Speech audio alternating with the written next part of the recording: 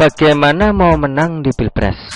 Nama Anies Baswedan tak cocok dengan Kamus Indonesia. Koalisi Perubahan kabarnya mulai gelisah karena bakal capres yang didukungnya tidak kunjung menyatakan siapa cawapres pilihannya.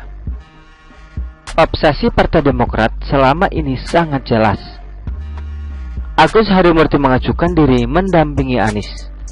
Di sisi lain, ada keengganan dari penggagas koalisi Nasdem untuk mencantumkan nama AHY.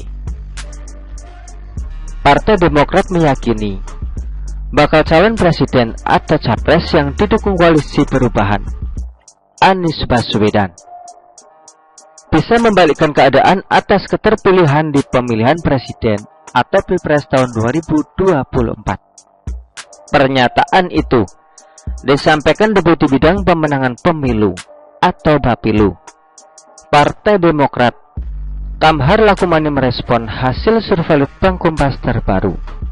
Menurut hasil survei Litbang Kompas terbaru, elektabilitas Anies Baswedan berada di bawah Prabowo Subianto dan Ganjar Pranowo.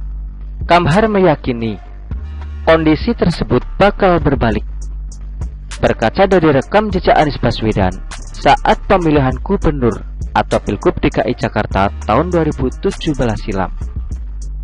Lagi pula Mas Anies telah berpengalaman, tak diunggulkan lembaga survei, namun kenyataannya mampu membalik keadaan, kata Kamhar saat dimintai tanggapannya Rabu tanggal 24 Mei tahun 2023. Dijelaskan Kamhar, sejatinya saat Pilgub tahun 2017, nama Anies Baswedan memang kerap kalah dalam beberapa survei. Bahkan, Anies Baswedan tidak diunggulkan dalam Pilgub DKI tersebut ketimbang lawannya, yakni Basuki Cahayapurnama alias Ahok. Namun hasilnya, mantan Menteri Pendidikan dan Kebudayaan Republik Indonesia itu justru yang memenangkan Pilgub dan terpilih menjadi Gubernur DKI Jakarta. Anies Baswedan mengalahkan Ahok dengan Jarot yang diunggulkan seluruh lembaga survei dan didukung penuh penguasa pada Pilgub DKI yang lalu, ucap dia. Atas hal itu, sebelumnya Kamhar mengaku tidak merasa khawatir dengan perolehan elektabilitas Anies Baswedan dalam survei terbaru Litbang Kompas tersebut. Terkait hasil survei Mas Anies yang menempati urutan ketiga, kami tak memiliki kekhawatiran sedikit pun, kata Kamhar. Ketua Bapilu DPP Partai Demokrat, Andi Arief, menyatakan deklarasi Capres-Cawapres bagi Demokrat sangat penting karena berkaitan erat dengan pemenangan Pilpres maupun Pileg tahun 2024. Dengan kondisi koalisi perubahan yang belum juga melakukan deklarasi Capres-Cawapres, elektabilitas Demokrat mulai tergerus. Berdasarkan survei Litbang Kompas, elektabilitas Demokrat saat ini turun 0,7% dibanding pada Januari tahun 2023. Andi Arief memberi target agar koalisi perubahan segera melakukan deklarasi cawapres di Juni tahun 2023. Jika tidak, Demokrat akan memikirkan opsi lain menuju Pilpres tahun 2024. Kalau bulan Juni tak akan ada deklarasi, maka akan sulit buat partai-partai pendukung seperti Nasdem, PKS, dan Demokrat.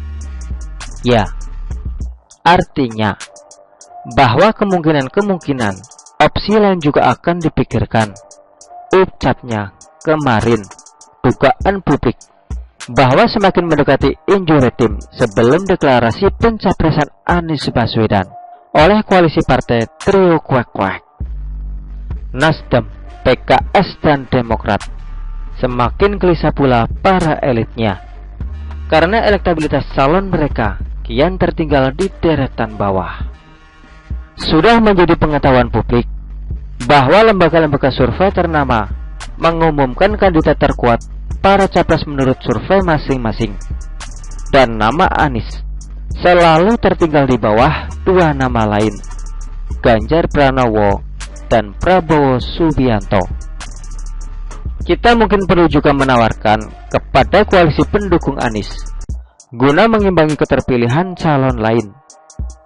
Anies perlu meminang untuk mengubah namanya, misalnya menjadi Antok Baswedan gitu, supaya ada nuansa khas Indonesia sebagaimana para kompetitornya.